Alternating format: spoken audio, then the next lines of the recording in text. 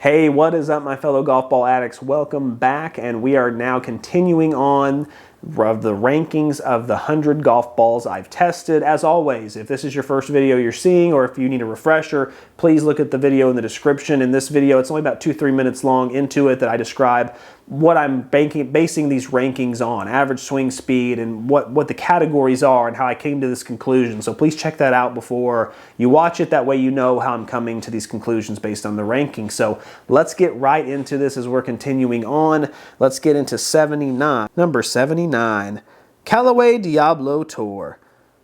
I didn't think the Callaway Diablo Tour would be this far down. It's actually a pretty good value. 3-piece golf ball, you can usually get like 2 for $45, which is like $22.50 a dozen. Really good value, to be honest with you. But unfortunately, the numbers, after going back and looking at this review and seeing what they were, seeing how the durability was, everything was really mediocre. There just wasn't anything there to push this golf ball with a score high enough to get it to climb the ranks at all. So unfortunately, it does sit toward the bottom. Number 78, the TaylorMade Soft Response. Again, another one that I really wouldn't have guessed. When I tested this golf ball 3 years ago, I thought it did pretty well because I tested the Tour Response with the Tour Soft. Obviously the Tour Response was way better, but I didn't think the Tour Soft was that bad. But after ranking it and going through and putting the numbers in, crunching the data, going through all the metrics, this is where it fell. I don't think it's a bad value. I think actually when you can get them on sale, it's an extremely good value. But again, just not great numbers. Durability was just all right. And there just wasn't anything as far as those testing numbers via 9-iron, 7-iron, hybrid, driver. None of those categories had anything high enough for it to really just propel it and get it higher, which that's the thing you got to remember about this list is that, if something had, 106 mile an hour ball speed with the 7-iron, if that gets to 108, instead of being 79, this could be 62. I mean, it could jump up that high from one club 2 mile an hour. That's how close these all are. So I do like the soft response. I've used the soft response, but unfortunately it just doesn't stand out enough and it gets toward the bottom 25. Number 77, B-52 Bomber. Yeah, that's a shame that the B-52 Bomber is one spot above the soft response. I don't like the golf ball at all. It's one of these cheap golf balls from Walmart you can get 15 for $15 or something like that, dollar golf ball. They feel tough. They're just a really cheap distance golf ball. There's just too many other golf balls out there like Top Flight and Noodle, and there's going to be a lot more, trust me, but that's just what we've covered so far, that are in this, hey, casual golfer, come buy it, lose 5 or 6 of them, and you only lost $6. Who cares? You rock. This is by far one of the worst ones I've tested. It's honestly one of the few golf balls that if I found one on the course, I would probably just not even use it. I'd probably just throw it back in the lake or throw it in the woods. Like, I don't have any use for it at all. It doesn't feel good, doesn't play good. Just not good. Number 76, Mizuno RB Tour 23 model. So this is really weird. So you're actually going to see 2 different Mizuno Tour models. You're going to see the 22 models I tested, and then you're going to see the 23 models I tested. And what a weird flip, because the 22 models, the RB Tour, was really great. I really enjoyed it, loved using it, great numbers. The X model, didn't come off the club hot, didn't care for it at all. Then we got to 23, and it was completely the opposite. The X model was just jumping off the club. I mean, it was one of the most fun golf balls I've ever tested, and just the regular Tour was awful. I just couldn't get any numbers with it. I mean, I know there's a lot of experimenting going on with Mizuno because, I mean, let's be honest, they're kind of an underdog in it. They're trying to propel themselves, make a name for themselves, so they're trying stuff, and that's awesome. I don't discredit them for that.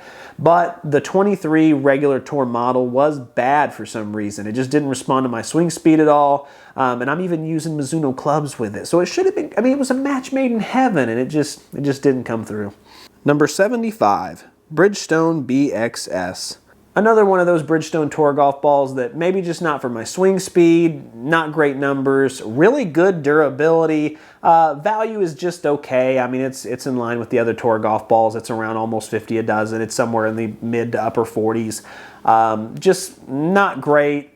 It's not a brand I trust more than others. I do trust Bridgestone, but just not, it's just not my favorite go-to, you know what I mean? And unfortunately, because there's nothing that propels it up higher across the club board, I just don't know where to put it. Yes, it has great durability, but if none of the clubs are jumping and unfortunately I'm losing distance, there's not a lot I can do. Number 74, Bridgestone X.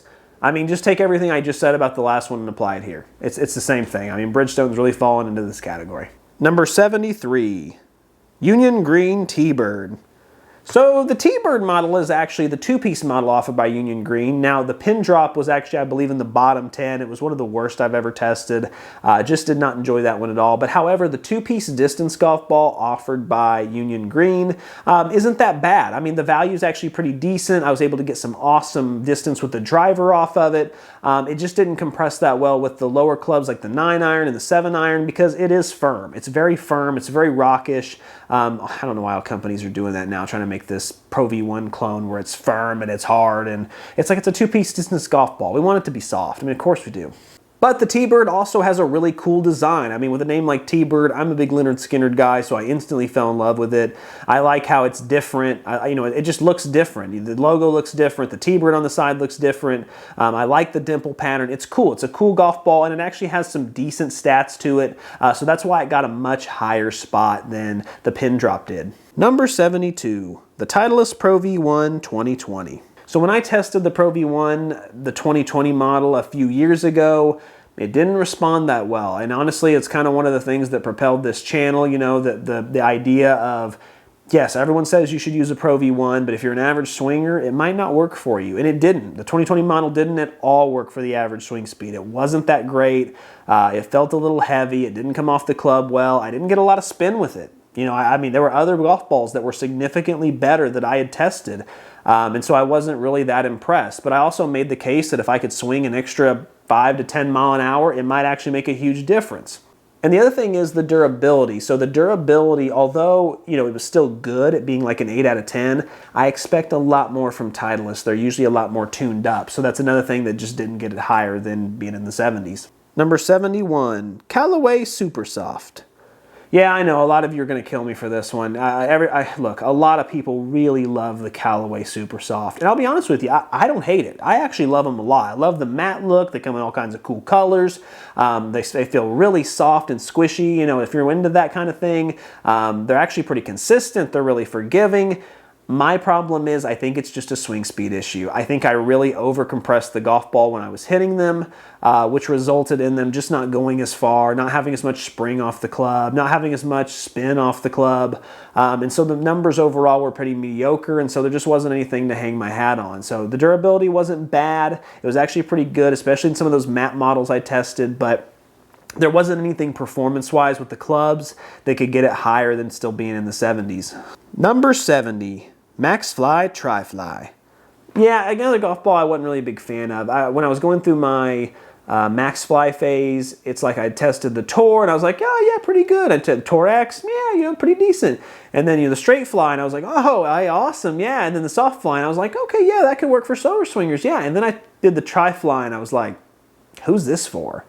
You know, I was like, because it's just the straight fly is such a good golf ball. The soft fly is such a good golf ball. Their tour levels are a good golf ball. I can understand the idea of, hey, we need a three-piece non-urethane ball that kind of fits in the middle. But to be honest with you, at $29.99 a dozen, just spend the extra $5-10 and get the Tour model. I mean, it just doesn't make sense not to.